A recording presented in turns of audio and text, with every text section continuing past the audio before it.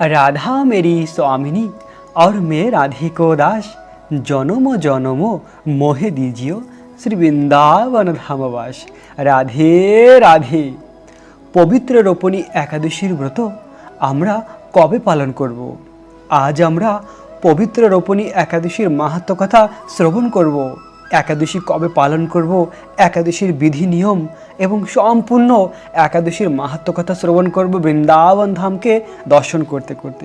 প্রিয় ভক্ত, এই পবিত্র রোপণী একাদশীর ব্রত কিছু কিছু স্থানে 24 আগস্ট আর কিছু স্থানে 23 আগস্ট। তো কোন কোন স্থানে কবে এই ব্রত পালনীয় সেই কথাই এখন আমরা জানবো। তো যে সকল স্থানে 23 তারিখে এই ব্রত, সেই সকল স্থানের নাম হলো মালদ্বীপ, দুবাই, আরব আমিরাত, বাহরাইন, কাতার, কুয়েত সহ মধ্যপ্রাচ্যের সকল দেশে 23 আগস্ট এই ব্রত। এবং ইউরোপের Finland, Switzerland, Ukraine, Romania, Poland, Italy, Malta, London, যুক্তরাজ্য, Ireland, Portugal, Spain, France, Belgium, Netherland, Switzerland, Russia, পশ্চিম আফ্রিকা, মালি, নাইজেরিয়া, মিশর, লিবিয়া, সুদান, ইথিওপিয়া, মরিশাস, পূর্ব আফ্রিকা, এই সকল স্থানেও 23 তারিখে এই পবিত্র ব্রত। এবং আরও রয়েছে America, Canada, Mexico, Brazil, Argentina, Chile, Peru, Colombia সহ উত্তর আমেরিকা ও দক্ষিণ আমেরিকার সকল দেশে 23 তারিখে এই ব্রত। এবং রয়েছে ইরান, তুরস্ক, এই স্থানেও 23 তারিখে। তো এখন আমরা শ্রবণ করব যে সকল স্থানে 24 আগস্ট এই পবিত্র ব্রত।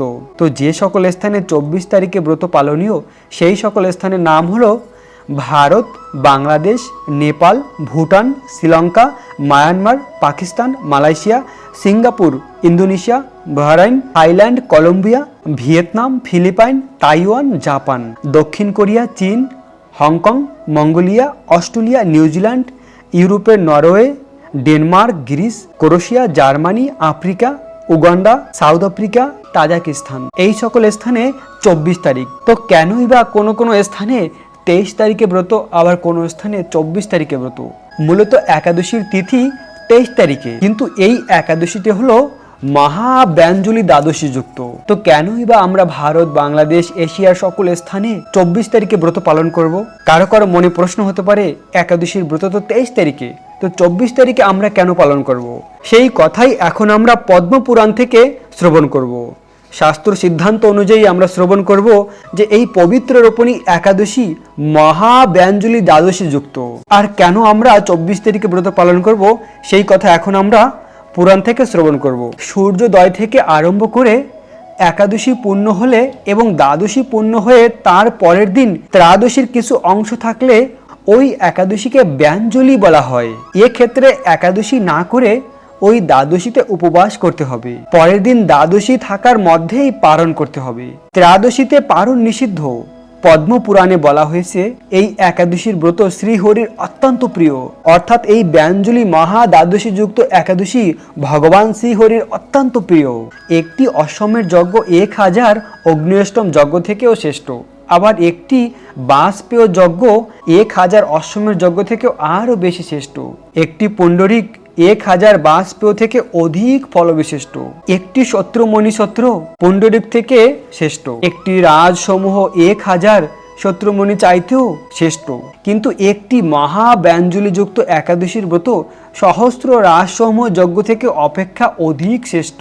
কলিকালে এই ব্যঞ্জলি শব্দ উচ্চারণ করা মাত্রই সহস্র জন্মের পাপ ক্ষয় হয়ে যায়। শ্রী গুরুদেব খুশি হলে শ্রী হরিও খুশি হন। অতএব এই তিথিতে শ্রীহরির প্রীতির জন্য শ্রদ্ধা সহকারে গুরুদেবের পূজা করতে হয়, রাত্রি জাগরণ করতে হয় এবং কৃষ্ণ কথা শ্রবণ করতে হয়। গীতা, বিষ্ণু সহস্র নাম, শ্রীমদ্ ভাগবতম যত্ন সহকারে পাঠ করা কর্তব্য। নিত্য গীত ও কীর্তন সহকারে শ্রীহরির পরম সন্তুষ্টি বিধান করতে হয়। এই ব্রত অনুষ্ঠানে সর্বতীর্থ স্নান ও সমস্ত প্রকার দানের ফল প্রাপ্ত হয়। পূর্ব জন্ম জন্মান্তের সমস্ত পাপ রাশি এই ব্রতের পালনের ফলে অচিরেই বিনষ্ট হয়ে যায়। তো এ হলো এই মহাব্যাঞ্জলিযুক্ত একাদশীর ফল। তো আমাদের সন্দেহ দূর হলো যে কেন আমরা 24 তারিখে ব্রত পালন করব। 24 তারিখ হলো মহাব্যাঞ্জলি দ্বাদশী যুক্ত, তাই আমরা 23 তারিখে ব্রত পালন না করে 24 তারিখে ব্রত পালন করলে আরও সহস্র গুণ বেশি ফল লাভ করব।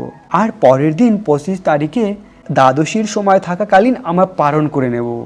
অর্থাৎ দ্বাদশীর সময় অল্প সময় রয়েছে পালনের সময়, সেই সময়ের মধ্যে আমরা পালন করে নেব। এভাবে এই ব্রত পালন করার বিধি রয়েছে। তাই তো প্রিয় ভক্ত, আমরা যারা ভারতে রয়েছি, যারা বাংলাদেশে রয়েছেন, সকলে এই ব্রত পালন করুন 24 তারিখে।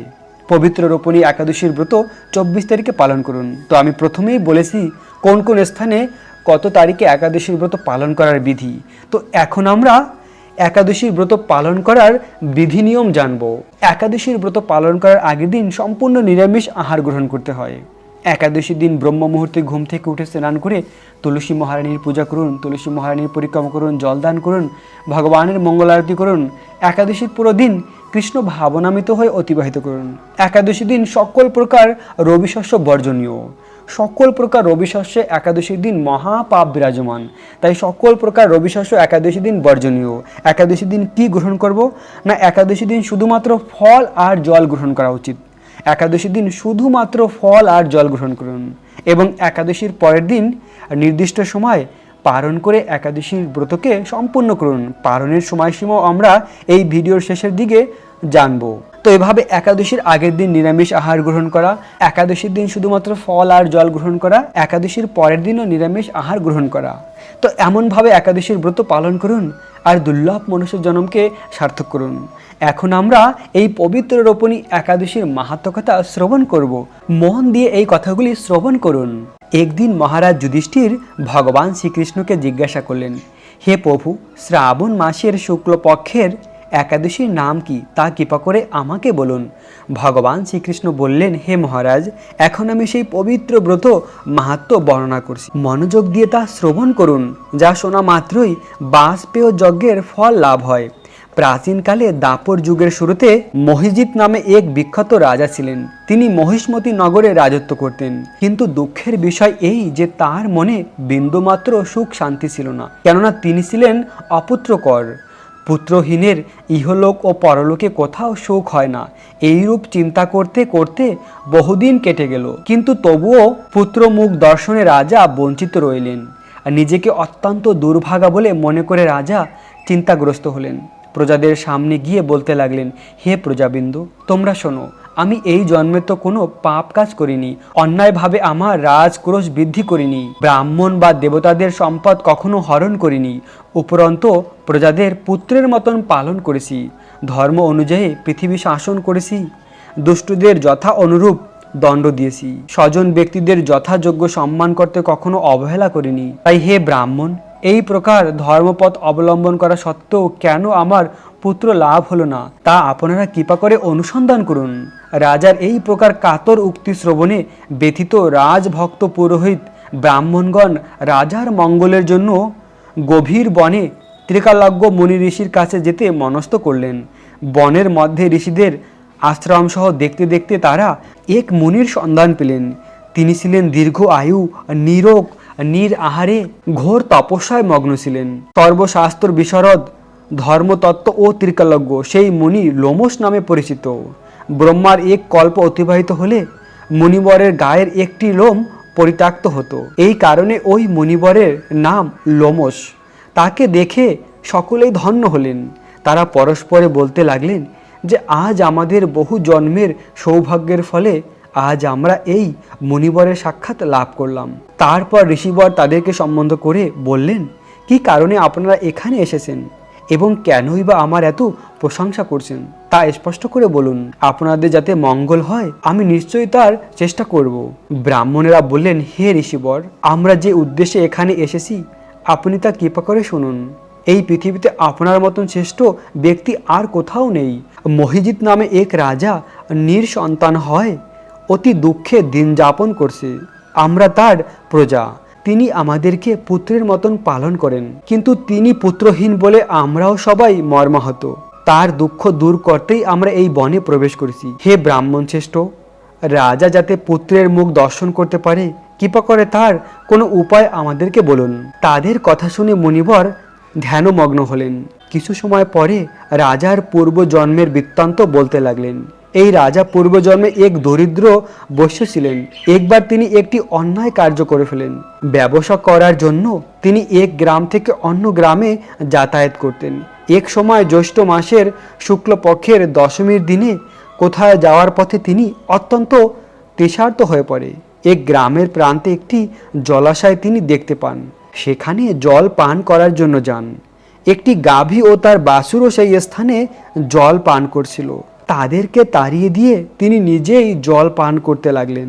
এই পাপ কর্মের ফলে তিনি পুত্রশোকে বঞ্চিত হয়েছেন, কিন্তু পূর্বজন্মের কোনো পুণ্যের ফলে তিনি এই রকম নিষ্কণ্ঠক রাজ্য লাভ করেছেন। হে মুনিবর, শাস্ত্রে আছে যে পুণ্যের দ্বারা পাপ ক্ষয় হয়। তাই আপনি এমন একটি পূর্ণ ব্রতের উপদেশ করুন যাতে তার প্রাপ্ত পাপ দূর হয় এবং আপনার অনুগ্রহে তিনি সুসন্তান লাভ করতে পারে। লোমশ মুনি বললেন, শ্রাবণ মাসের শুক্লপক্ষের পবিত্র রোপণী একাদশীর ব্রত অভীষ্ট ফল প্রদান করে। আপনারা যথাবিধি তা সকলে পালন করুন। লোমশ মুনির উপদেশ শুনে আনন্দ চিত্তে ব্রাহ্মণগণ প্রত্যাবর্ত করে রাজাকে সেই সকল কথা জানালেন। তারপর সকলে মিলে মুনির নির্দেশ অনুসারে ব্রত পালন করলেন। তাদের সকলের পুণ্যের ফল রাজাকে প্রদান করলেন। সেই পুণ্যের প্রভাবে রাজমহিষী গর্ভবতী হলেন। উপযুক্ত সময়ে বলিষ্ঠ সর্ব অঙ্গ সুন্দর এক সুসন্তানের জন্ম দান করলেন রাজমহিষী। ভবিষ্যৎ পুরাণে এই একাদশীর মাহাত্ম্য বর্ণিত হয়েছে। এই ব্রত মাহাত্ম্য যিনি শ্রবণ বা পাঠ করেন তিনি সমস্ত পাপ থেকে মুক্ত হন এবং পুত্র শোক ভোগ করে অবশেষে দিব্যধাম প্রাপ্ত হন। এমন অপার মহিমা রয়েছে এই পবিত্র রোপণী একাদশীর। প্রিয় ভক্ত, আসুন আমরা সকলে মিলে এখনই সংকল্প গ্রহণ করি এবং এই পবিত্র রোপণী একাদশীর ব্রত পালন করে ভগবানের অনন্য ভক্তি লাভ করি। তো 24শে আগস্ট এই ব্রত পালন করে আমরা দুর্লভ মনুষ্য জন্মকে সার্থক করতে পারি। এখন আমরা একাদশীর পালনের সময়সীমা জেনে নেব।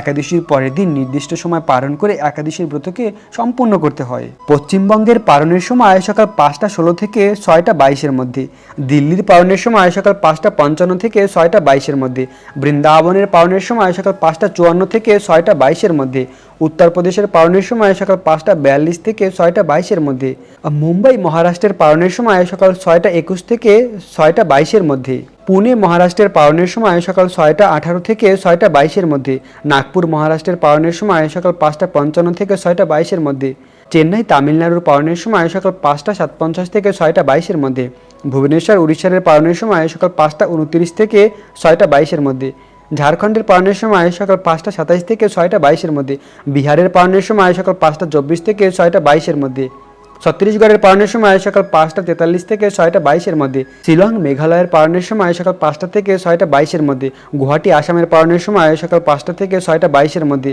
আগরতলা ত্রিপুরার পালনের সময় সকাল 5টা 4 থেকে 6টা 22-এর মধ্যে, মিজোরামের পালনের সময় সকাল 4টা 57 থেকে 6টা 22-এর মধ্যে, মণিপুরের পালনের সময় সকাল 4টা 52 থেকে 6টা 22-এর মধ্যে, নাগাল্যান্ডের পালনের সময় সকাল 4টা 48 থেকে 6টা 22-এর মধ্যে, অরুণাচল প্রদেশের পালনের সময় সকাল 4টা 52 থেকে 6টা 22-এর মধ্যে, সিকিমের পালনের সময় সকাল 5টা 11 থেকে 6টা 22-এর মধ্যে, উত্তরাখণ্ডের পালনের সময় সকাল 5টা 45 থেকে 6টা 22-এর মধ্যে, হিমাচল প্রদেশের পালনের সময় সকাল 5টা 51 থেকে 6টা 22-এর মধ্যে, পাঞ্জাবের পালনের সময় সকাল 6টা থেকে 6টা 22-এর মধ্যে, হরিয়ানার পালনের সময় সকাল 5টা 58 থেকে 6টা 22-এর মধ্যে, আর রাজস্থানের পালনের সময় সকাল 6টা 11 থেকে 6টা 22-এর মধ্যে, গুজরাটের পালনের সময় সকাল 6টা 19 থেকে 6টা 22-এর মধ্যে, মধ্যপ্রদেশের পালনের সময় সকাল 5টা 55 থেকে 6টা 22-এর মধ্যে, হায়দ্রাবাদ তেলেঙ্গানার পালনের সময় সকাল 6টা 1 থেকে 6টা 22-এর মধ্যে, বিশাখাপত্তনম অন্ধ্রপ্রদেশের পালনের সময় সকাল 5টা 41 থেকে 6টা 22-এর মধ্যে, গোয়ার পালনের সময় সকাল 6টা 20 থেকে 6টা 22-এর মধ্যে, ব্যাঙ্গালোর কর্ণাটকের পালনের সময় সকাল 6টা 8 থেকে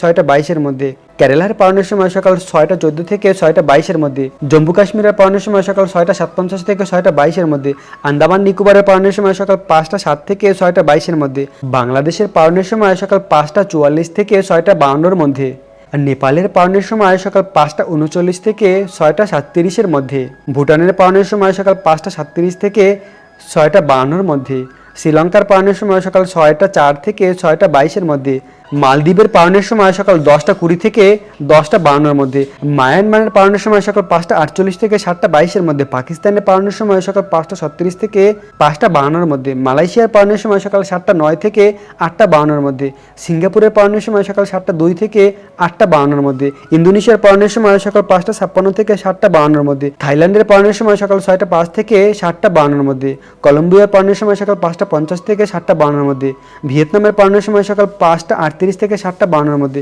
ফিলিপাইনের পালনের সময় সকাল 5টা 43 থেকে 8টা 52-এর মধ্যে, তাইওয়ানের পালনের সময় সকাল 5টা 31 থেকে 8টা 52-এর মধ্যে, জাপানের পালনের সময় সকাল 5টা 7 থেকে 9টা 31-এর মধ্যে, দক্ষিণ কোরিয়ার পালনের সময় সকাল 5টা 56 থেকে 9টা 52-এর মধ্যে, মঙ্গোলিয়ার পালনের সময় সকাল 7টা থেকে 9টা 52-এর মধ্যে, বেলজিয়াম চীনের পালনের সময় সকাল 5টা 35 থেকে 8টা 52-এর মধ্যে, হংকংয়ের পালনের সময় সকাল 6টা 3 থেকে 8টা 52-এর মধ্যে, অস্ট্রেলিয়ার পালনের সময় সকাল 6টা 32 থেকে 10টা 14-এর মধ্যে, নিউজিল্যান্ডের পালনের সময় সকাল 6টা 57 থেকে 10টা 34-এর মধ্যে, দুবাই আবুধাবির পালনের সময় সকাল 9টা 20 থেকে 10টা 12-এর মধ্যে, সৌদি আরবের পালনের সময় সকাল 8টা 20 থেকে 9টা 47-এর মধ্যে, বাহরাইনের পালনের সময় সকাল 8টা 20 থেকে 9টা 31-এর মধ্যে, কুয়েতের পালনের সময় সকাল 8টা 20 থেকে 9টা 40-এর মধ্যে, কাতারের পালনের সময় সকাল 8টা 20 থেকে 9টা 27-এর মধ্যে, ওমানের পালনের সময় সকাল 9টা 20 থেকে 10টার মধ্যে, ইটালির পালনের সময় সকাল 7টা 20 থেকে 10টা 57-এর মধ্যে, মাল্টার পালনের সময় সকাল 7টা 20 থেকে 10টা 51-এর মধ্যে,